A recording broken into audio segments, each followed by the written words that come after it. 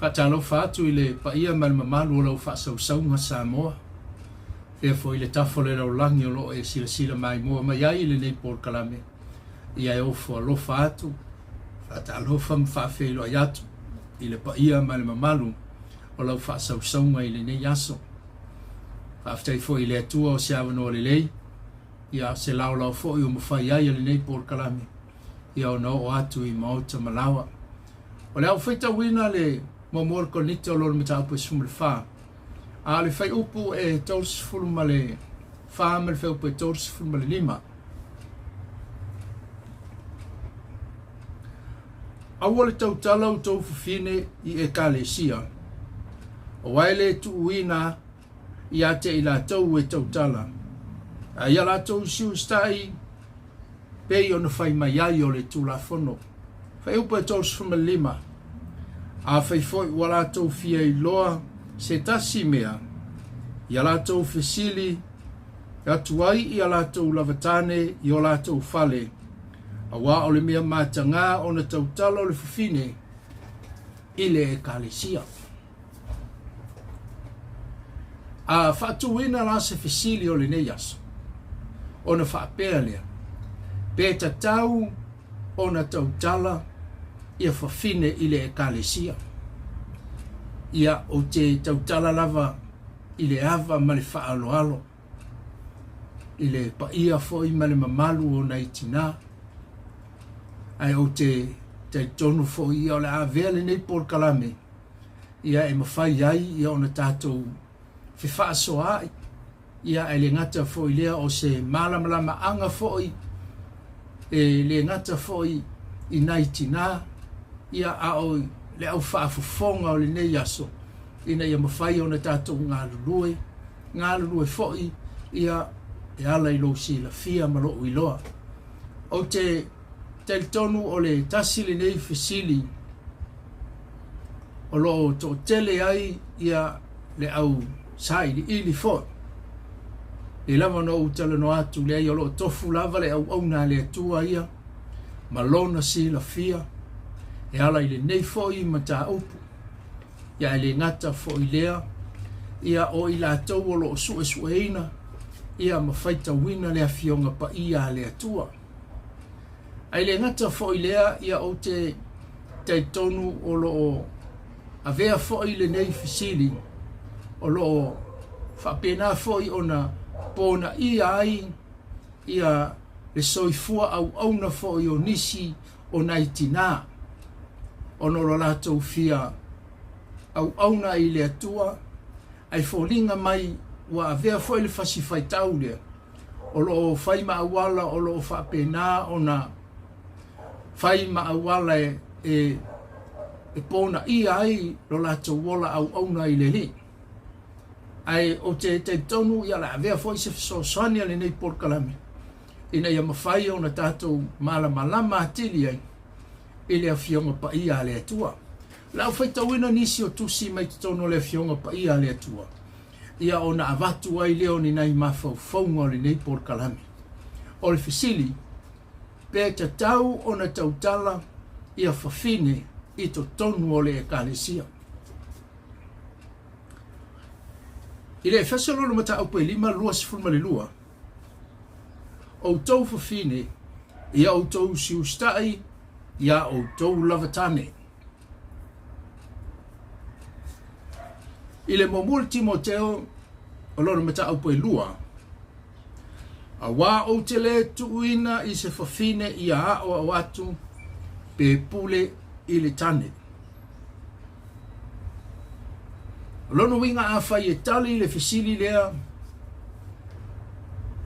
Lea lo tala noa iai le apostolo Paulo.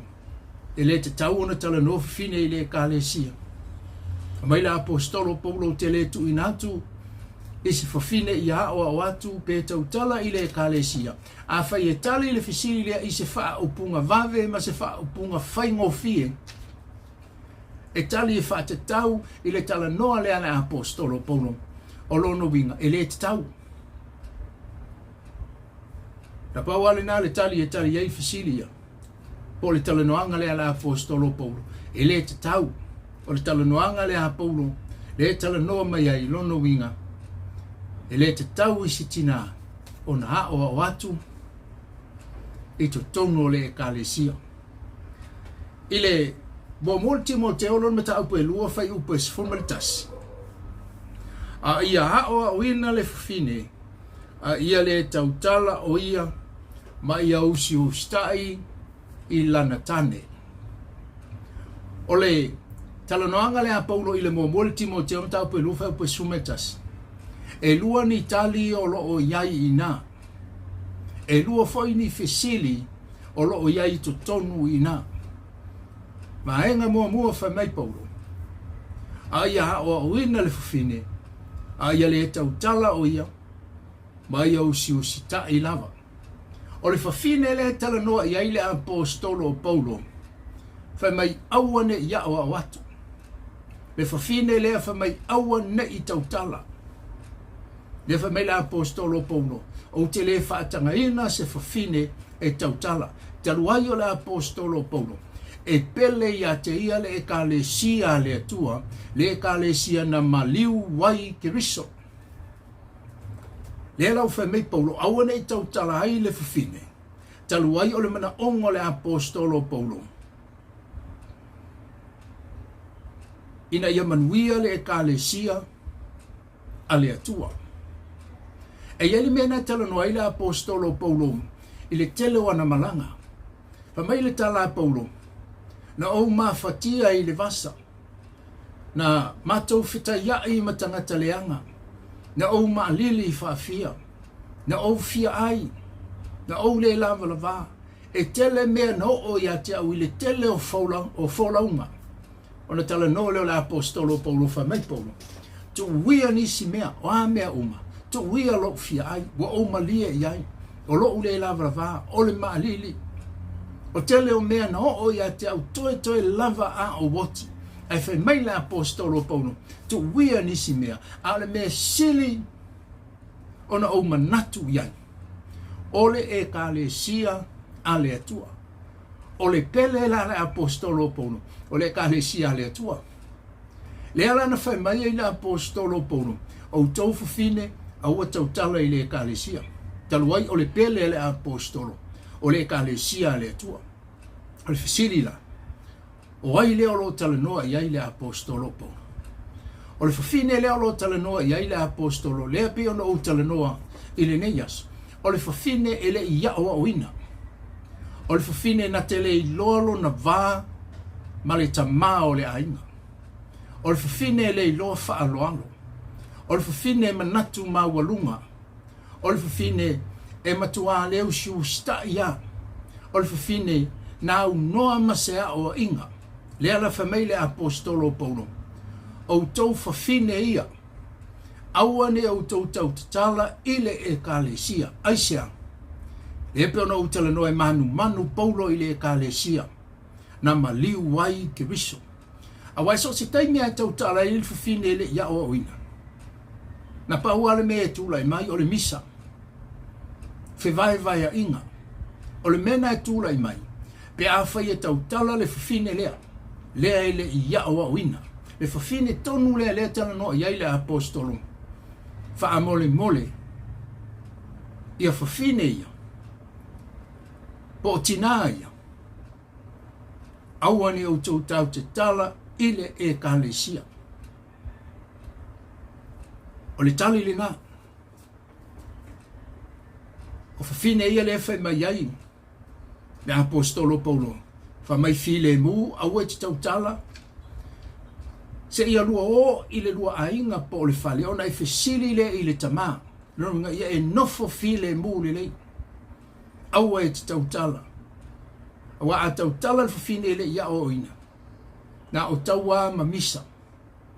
A iele se fafine le tala no iele tuspa ia famai. A ia hao pa o ina. Ma ia le tautala. O le fafine la le tautala. O le fafine ua uma o na hao a o ina. O le fafine e ava i le tamā o le ainga. O le fafine na te iloa lo na vai to tonu o le e kalesia le tua. E tumu i le faaloalo. le tinale le tautala iai whamai ia file mu. Awa te whiu e tau wha file mu, ia le tinai le ia o awina. Ia te taitono le na ua e si la fia. A o le tina e loa wha aloalo, e iailo na vāma le tamao le ainga, o le whawhine le na te loa na wha aloalo i te tonu o le kalesia. So se Taimi e tautala ai, ia le ulu o le ainga po le tamao o le ainga.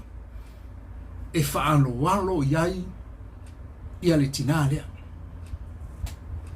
E mai le tala paulo, a ia hao a wina le whawhine, ia hao a wina. A o wina e iai le whiawhatai. Na te iloa le vāpe halo i te tono le kalesia le tua. Ai a whaia le ia o a wina. Le tu ai ngā tinala le nā le wha mail tus paia. Whaatari o e se ilua o, ma le tamao le ainga, lo urua ainga. Ia o na pule le o urua ma le me whaiai. Le pe o na utala noa. E whaitete le apostolo Paulo ile e kalesia na maliu ai ke riso. A ola le tamale ma le tinale le ia o ina. Ia na pule le o urua. Po ani me te tupu i te tonu o le ainga. Ai auane i whaia i te tonu o le e kalesia le atua. Lau whaita wina ia le kalatia lona mata upe tolu whai upe luas fulmanvani. Whamaila mo le maua le apostolo Paulo. E le o iai se eleni po se iutaia. E le o iai foi se iutaia po se eleni. E le o iai se polonga po se saoloto. Lono winga e le o iai foi se saoloto po se polonga. Ele o iai se tane po se whawhine. Ele iai foi se whawhine po se tane. Ua tasi o tau uma i a ke riso Yesu. Mānei a tele whaamtalanga Paulo i to tonu o le kalesia.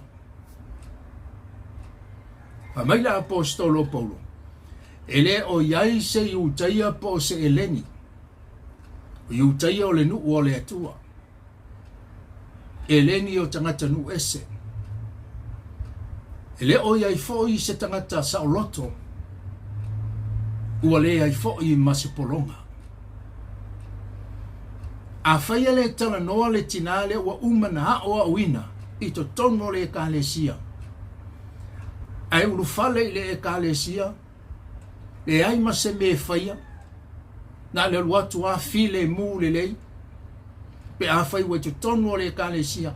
A le tinale ua umo na o awina. A le watu te tonu a leo whai meltus pa ia awane i tau tala. Rono winga le taime a urufale e le tina i te tonu o le me iai le kalesia. File mu loa. Le winga le tala Paulo. E le polonga le tina i le mea lea. O le vaenga le polonga i le tina. Wa a whai le tau tala le tina wa o awina. O lono winga, e matua sei tia, aisea, a le tina lea ua fia vivi. Le tina lea ua fia alanga i le atua manu malo. A lea ua fai mapolonga i te tonu o le kalesia. Le tina lea u ti tautala iai. Le tina ua uma o na ha o a uina. E le ngata ilea. Whamaila o le tala le apostolo. Wa le ai se tama. Wale ai foi masitina. Amai wale ai se tane, wale ai se fine o lealo no winga. E ai a tutusa i le taimi o vi inga matapua inga. Ai maisi o matafa ioi to tonu o le e kalesia. It's all equal. E tutusa le lei. Ai whamatala i le tuspa ia. Whamai a te talo le tina. O fe te talo ai, e te talo i te tonu o le kalesia. E te talo ia malona ulu tulou ua ufitia po ua ufitia. O le ata le o lona mingao i le atua. O lona winga e fōlinga mai. E mawhai le tinao na titano i tutonu o le ekalesia. E ai atu tusa i tutonu o ekalesia. I le taimi e vivi ai tangata. Ma taimi e ngā lulue ai tangata i tutonu o le ekalesia. E mai le tala le apostolo Paulo. O le aise i utaia o le aise eleni. So si tangata ua whaolaina lo nā nganga. E pei o le utaia le tautala i eltus paia. Wa ia tutusa le lei ma le eleni. E tāpua i ma vi ia le atua. Pa mai o le aise sa oloto o le aifo i se polonga.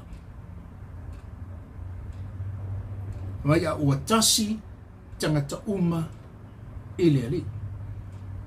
Ai mana ia la whaamtalanga a Paulo le talanoa i whamai ua le aise tane, ua le aise fine. I le whaamtalanga le apostolo Paulo whai mai. O le tina po o le fine. E ulu o ia i le tama o le ainga. A o le tama o le ainga. E ulu o ia i a keriso. Ona toi tala noa leo le apostolo Paulo whai mai. A o keriso o le ulu o le ekalesia. O le ale me tau o le ekalesia. A le whamatale le apostolo Paulo. O le ekalesia e au fiai le tama, e au fiai le tina, e au fiai le whanau. E le whailonga ina. Taluaila o whawhine po o tina i le ekalesia. Po whawhine i le ekalesia. O lono winga, e tina tangata uma. E au fiai ma tama, lono winga, e o ai tama, e whawhine uma i le ekalesia. Ai sea. Ane whamatala il tuspaia. A tala noa i le ekalesia. O lono winga, e whawhine uma tama, matina, o tama matene. A o Yesu, o ia o le ao o le ekalesia. O lono winga a whaila e le tautala whawhine i le ekalesia. Lono winga, e whapea nafo i matama. Pe a whai ulu whale tama i le ekalesia. A wao i la tau o whawhine pe a whamatalaina le winga le upu whawhine i le ekalesia. Lono winga, e o fo i tama, e ngu i tutonu mo le ekalesia. Ai o le mena le tautala iai le tuspaia. Ina ia tāpunia, le a ia tatau ana i tina i tutonu i le ekalesia. I le taimi o e tāpua iai. Ai whamatala i tuspaia whamai. O nisi e whai mo profeta. O nisi e whai mwhai evangelia. O nisi e tautala i ngana ese. O isi e profetane. E le o whai loa le mai specific le talanoa le apostolo Paulo. Po o ai i la tōwia. Pena o tama. Ai o lo talanoa le apostolo Paulo. E tutusa ai le aia tama matina i to tonu o le ekalesia. E iai tina e perfecta i to tonu o le ekalesia. E iai tina e whai mawhai evangelia. Tofu i tātou ma le vala a wina. Tama matina i le ekalesia. A o lono winga, ia o a wina tangata uma a whaila o ke riso o ia o le ao o le ekalesia. E include ai le o langa o le tamama le tina. So se teime o ai tonu o le ekalesia le atua, ia i lo na ava ma whaalo alo i le atua o le o le ekalesia. E la o tala noa le apostolo Paulo. Pa mai o nisi e whai mo perfecta.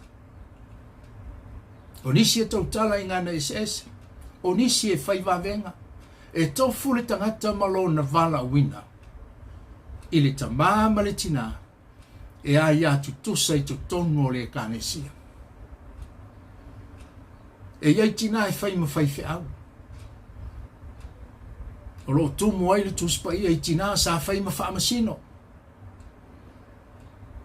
So e le tua ni tama e whai ma whaamasino i teimi al whenga inga tua i te tono i pala a ai tama. Ai na tofi e le tua tina. e fai ma wha masino o le nu o le tua. Ai ngata le o le tele o tina na latou whai ni mele lei. O tina na latou tala ia le soifua mai o Yesu. Mana ia le whamatalanga le tuspa ia.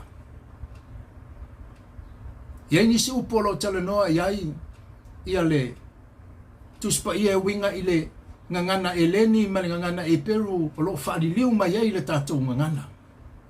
E winga i le vao na itina. Malo lato vala wina. Ai te tali tonu oe e le aise mea sili na ta ua e pe o le upu le ale atua le tuspa ia lea. E ala i le tātou lava ngangana, tātou te whai tau ia i ina. Tātou te le tau mo whai e su e fō mai i nisi ngangana e wha winga ai le tuspa ia lea. Ale fa mei mo le mau o pe te ua i lato oe no Sofia i le nganga pa ia o le atua. Lea na lato tu sia le tuspa ia lea. E le tau sa i fō mai nisi tusi. Po le ngangana e leni, po le ngangana e Peru. Po ai lava le ngangana. E wha amatalaina le tuspa ia Samoa. Na tusi e le a ao le atua. E ala i le ngā lue mai o le nganga pa ia. Ia i lato oe na tusia. E ala i le ngā lue ngā mamana le nganga pa ia. Fa mai le tala le apostolo Paulo. A ua tasi i tātou uma i a Kiriso. Whaafufonga mai tina i le nei asa. O le alo vala a wina i lo soifua i le atua. E le ai se vā tāpunia. Pau au le nei. Ia i loa e le tina. Ona ana ina le tamā o le ainga. O ia o le ulu o le ainga. Ia i loa e le tina o na whaalo alo. So se Taimi e tala noa ai le tamā. O le tina le ua uma o na awa uina. E awa ma whaalo alo i le tamā o le ainga. E leo tala noa la Paulo. Ina ia tāpunia le ai a te tau o tina. Alo tala noa le apostolo. I me fai to tonu o le ekalesia. E iei Taimi e fai ai fono o le ekalesia. E so lau pule ai e tamā. Ia me fai o le ngā luenga le atua. E la Taimi e tala noa tamā ua i ule fono. Ia ona fai atu leo tamā i nei tina po o le tupā o tina. Ia e asa utou sila. E asa utou whaafafonga. E iei ni fautuanga e fisosoani mai ai i le mata upo lo tala noina. A le ai ala se manatu o nai tina. O le tina la ua o uina. E tasi ala la tau ngangana. Na ua māneia. Vi ia le ali. A ola i le Taimi ua o ai le tina ma le tamā i le ainga. O inai a matai o na toi fesili nai tina. E fia mauti noa. Whapea mai a tamā. Māneia le mea lea na utou tala noa i ai. Māneia pe ana tuu i ai masi mea lea. Māneia pe ana whaaupopo i ai si mea lea. Ai te sila fia lau whaafunga anga Samoa. O lau o te tonu o le ainga. Manatu le lei malangona le lei. Le tina lea ua uma na ua uina. Whaatali se io i le ainga.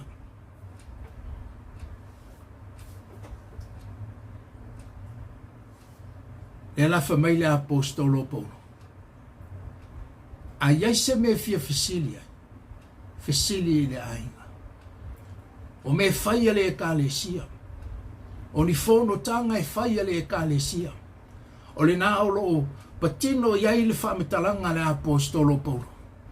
Ai le o tala noa i le vala o wina o le tangata i le atua. Ma le tau fia i le atua o fai evangalia. Ai maisa o i lato o lo lau ngaina le upo le atua. Te tonu e si la fia i le Taimi ne ua tato iai. Tau tele nai tina o lo pepese i tonu o e kalesia.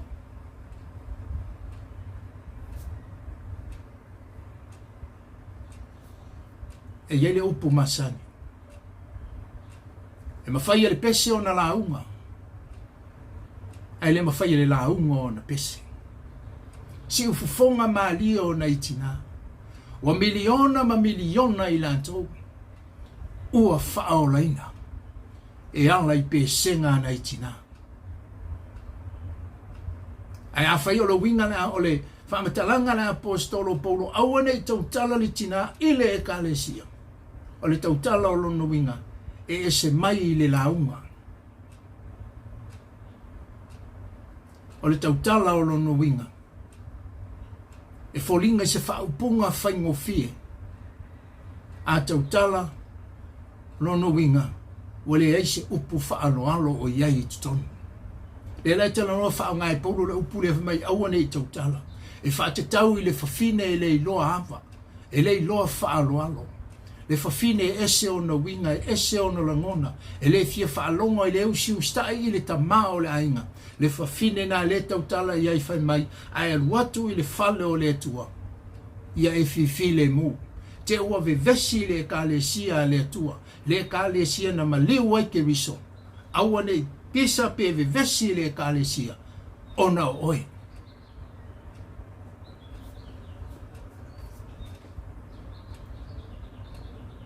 ia o le porkalami nai nei aso Samoa tina le halme ua tofi ai oe le atua whaafitai le atua i le vala wina o lo soifua mana wala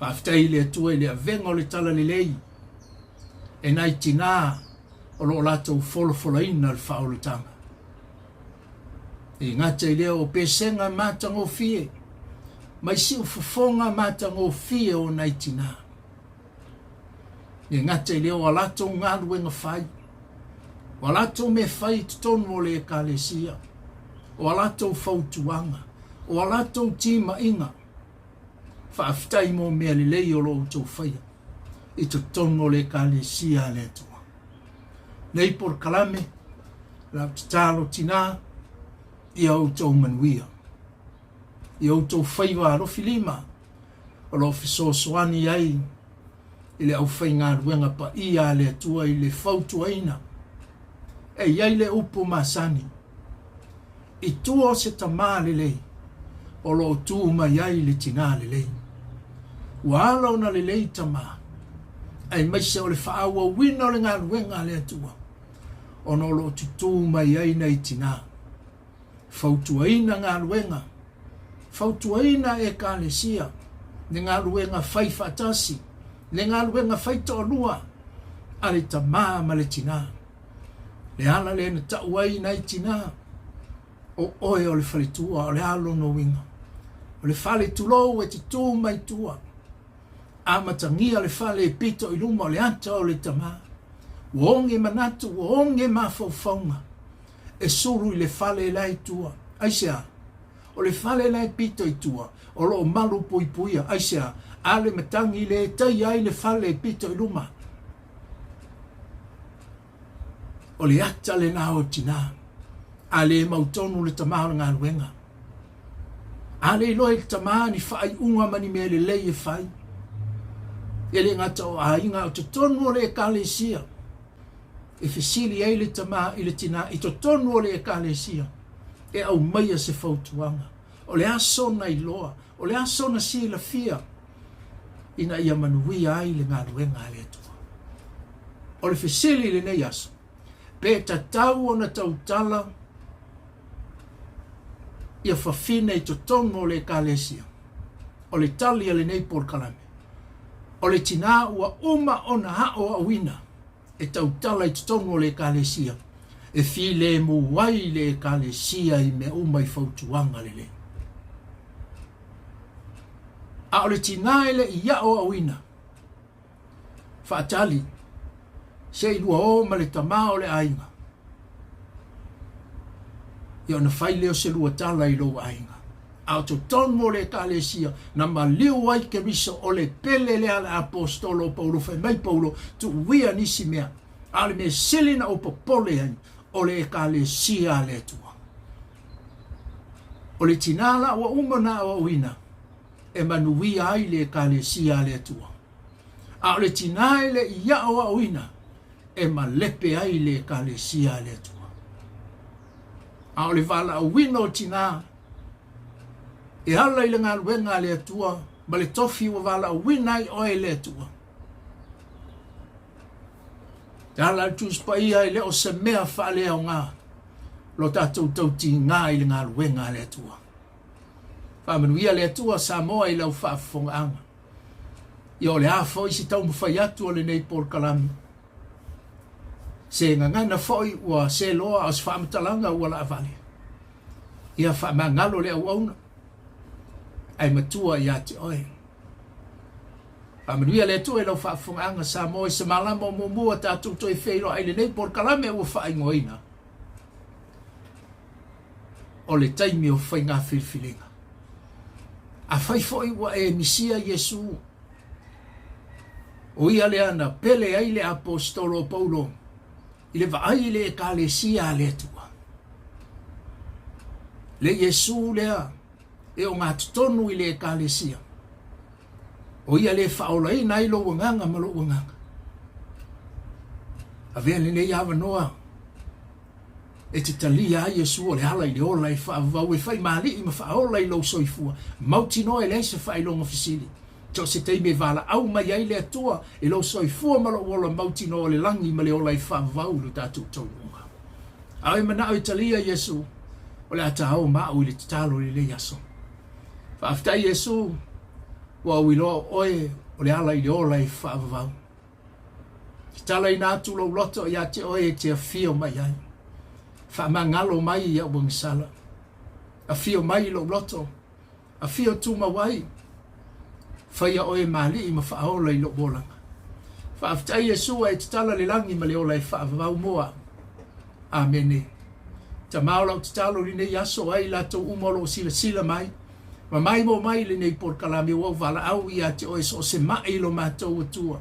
Se popolenga o le olanga li nei olo o ui ai. Wala au i ate oe o le atua o le nafi ma le so e whaavavau. Pai atu o au whamalolo. Whatulai ma whaasavali. E ala i le suafo Yesu. Whatino ai ona tiutena e tofi ma wala wina ai i mato.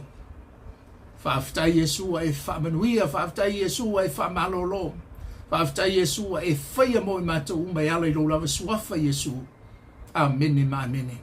Tātou toi whailo ai se malama o mua lei por kalame o whai ngoina. O le taimi o le whainga Filifiliga. Manu te leina lau whaafonganga Samoa. Amene.